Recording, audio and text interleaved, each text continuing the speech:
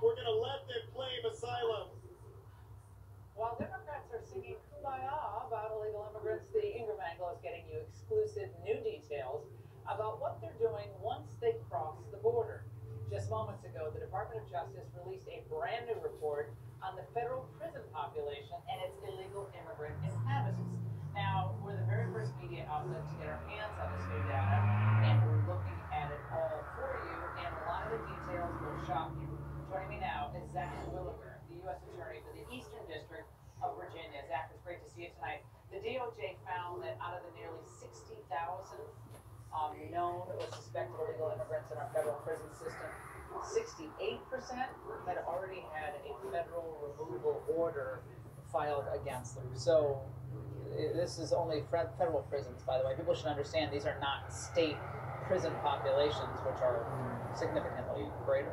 Exactly, Laura. No, I think one of the most important things that this report shows us is we finally have some data. As you know better than anyone, we've got to have data actually solve a problem. And the numbers I thought that were most to me were the fact that 21% of the individuals in BOP custody are criminal aliens. The Bureau of Prisons. Bureau of Prisons. And then within Marshall's custody, 38%. Now we're talking 38% of the individuals in Marshall's custody. Explain what that means to our viewers. So to that basically means that you are either sentenced to a period of imprisonment that's so short you're not going to be transferred to the Bureau of Prisons or you're pre-trial. So when you talk about the number of individuals who are detained pre-trial, 38% of which are criminal aliens, that is a staggering amount of our federal resources being used on one problem. And yet the headlines are often reading like this. Reports find that immigrants commit less crime than U.S.-born citizens.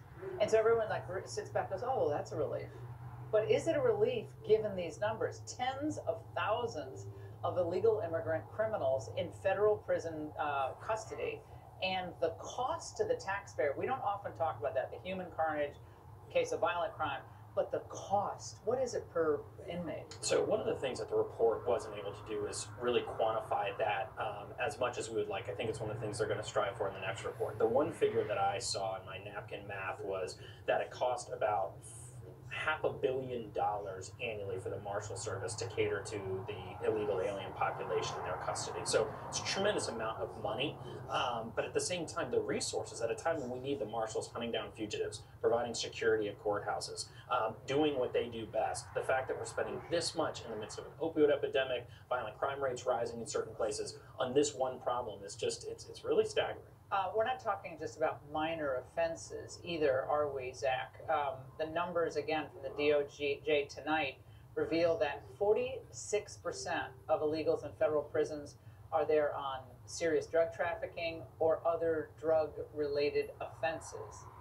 And that's a really important point to make. The way reading between the lines of the report, or some of the finer print in the lower paragraphs, they talk about how those are drug trafficking offenses. We're not talking about the non-violent, simple possession. These are actually drug traffickers, and a lot of times those are individuals who are apprehended with massive loads walking across the border. So that's absolutely right, 46%. What are the other types of crimes that are involved in this population? So one of the crimes that I've encountered most recently in the Eastern District of Virginia run the gambit from individuals who have illegally re-entered the country. So those are folks who have been deported, illegally re-entered the countries, came back, all the way up to hardened MS-13 members,